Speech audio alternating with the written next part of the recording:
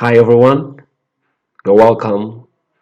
Today we are looking at tenses. Tenses. In Turkish, zamanlar. Zamanlar.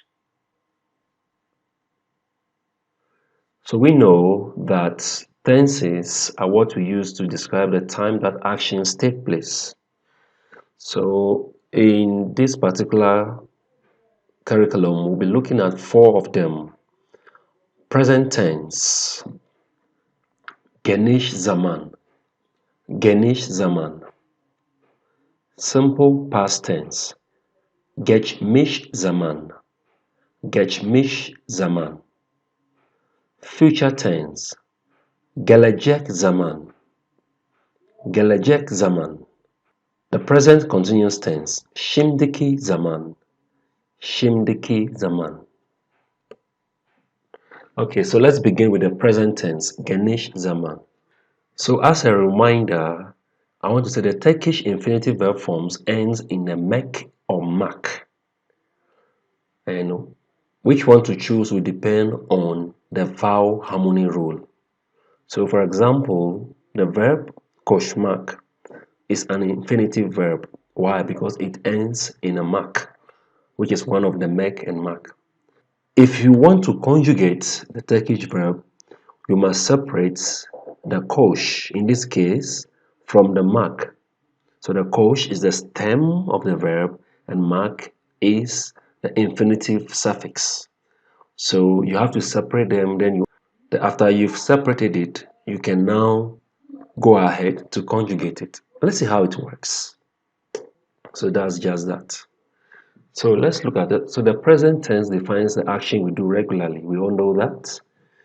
And to conjugate the verb in the tenses, you must pay attention to what alphabet is ending or ends that verb. So here, if the alphabet that ends the verb is a vowel, the only thing you do to that verb is to add an extra R, and that's it. If it ends in a consonant but has only one syllable, then you add R or R. If it ends in a consonant and has more than one syllable, then you have to add ear, ur. That might be much to take in, but let's look at that practically.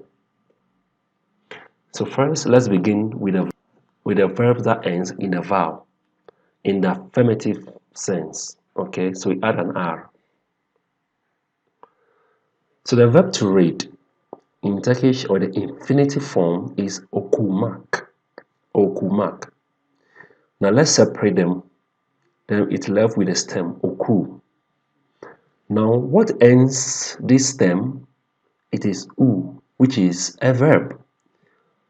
Because of that, to conjugate this in the present tense, we just add the R, and that's it.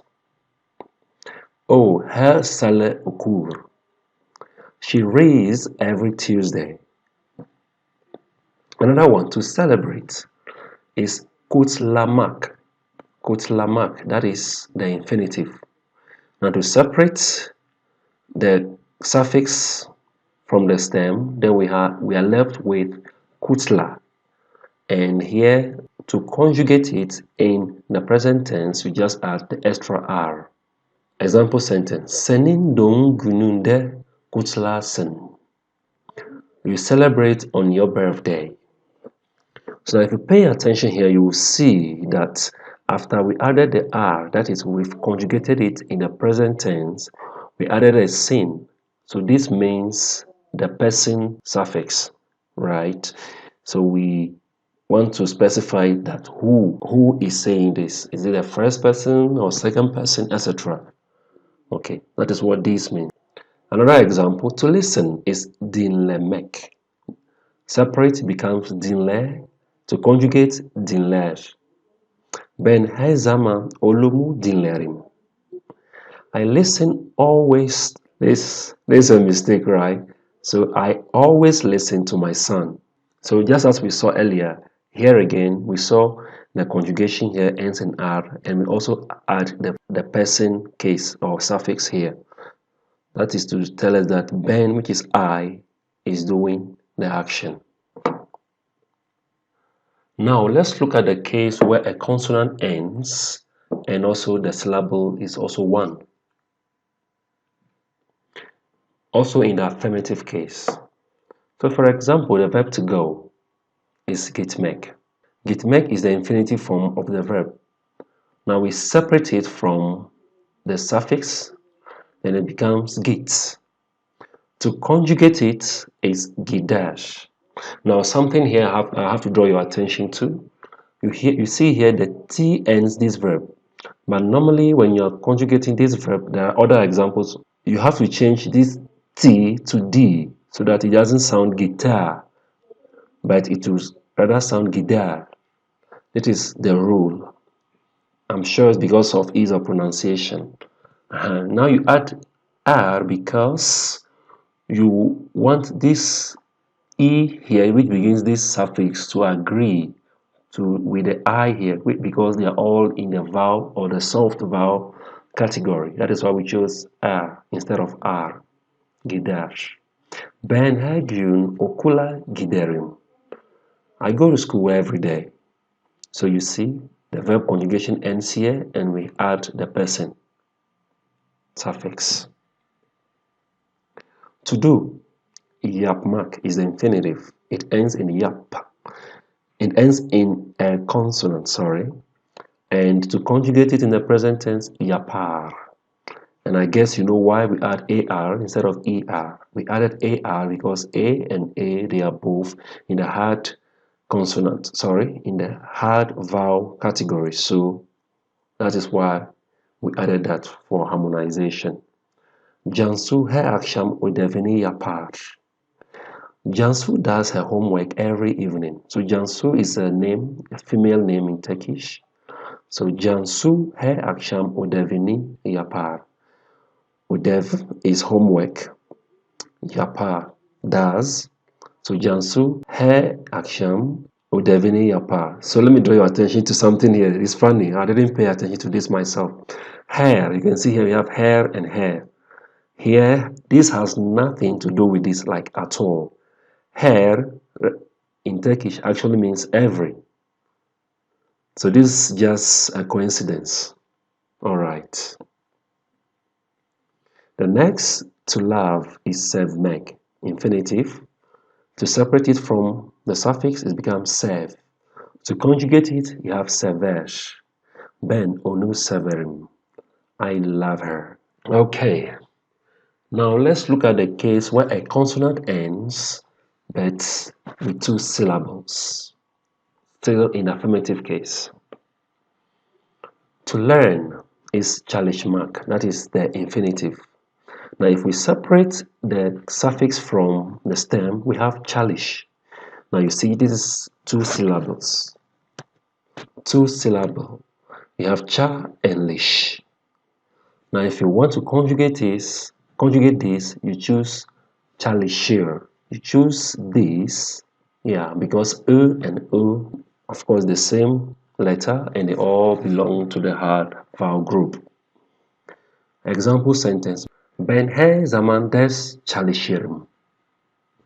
Her zaman ders çalışırım. I study all the time. So chalish is the stem. The E here is the present tense conjugation and is the person suffix. Another example, to learn is öğrenmek. Öğren, see that and ren. It ends in the consonant and it's also two syllable. So therefore we have öğreni. E is chosen because E and E are both in the soft vowel category, and so that is why we chose it. An example sentence. Sedar her pazar gitar öğrenir. Sedar her pazar gitar öğrenir. Sedar learns guitar every Sunday. So pazar is Sunday, we know that. Guitar, öğrenir. Learns. Okay, so you see, we added the conjugation suffix again. Another example to explain anlatmak, anlat, anlater. Öğretmen ders anlatır. The teacher explains the course. Now, even with all those three categories we had earlier, there are still some groups of verbs that are what we call exceptions, right?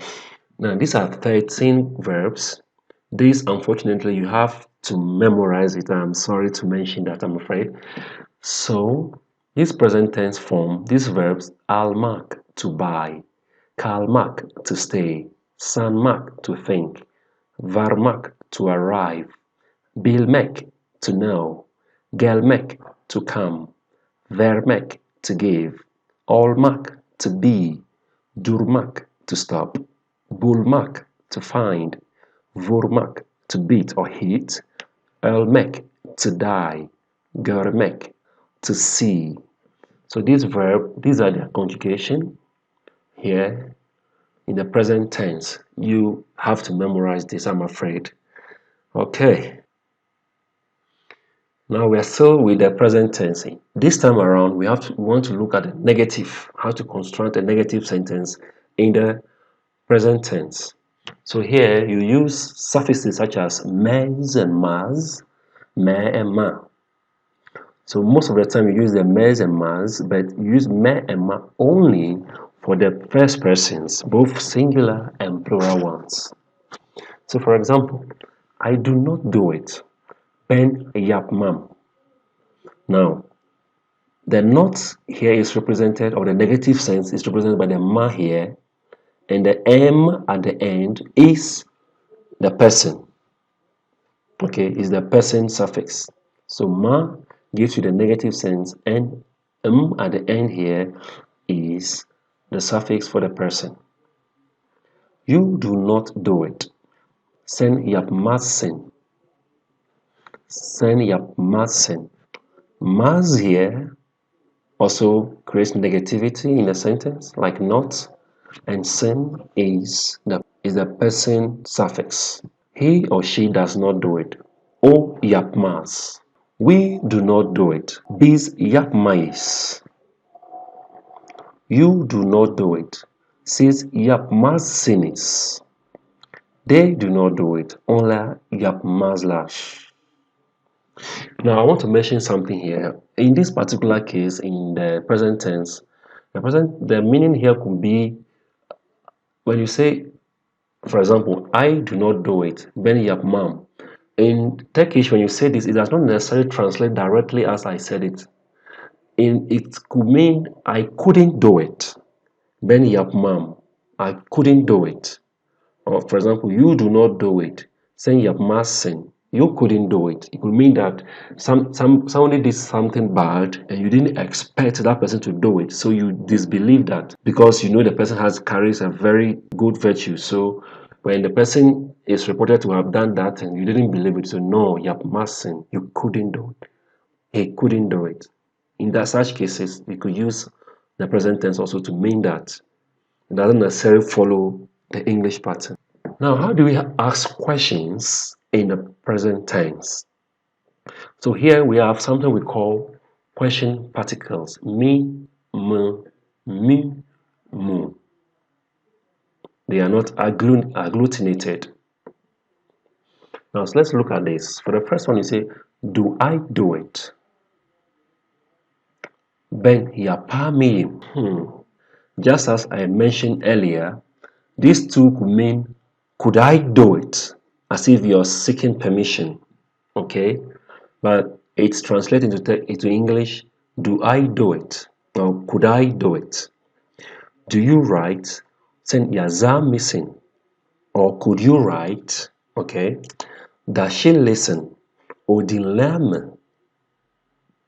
So you see, I forgot to mention this here also. This is the particle here. The first one is the particle, and this is the ending, the person ending or suffix.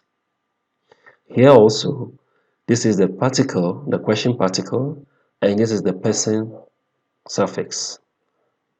Also the particle, question particle, question particle, question particle.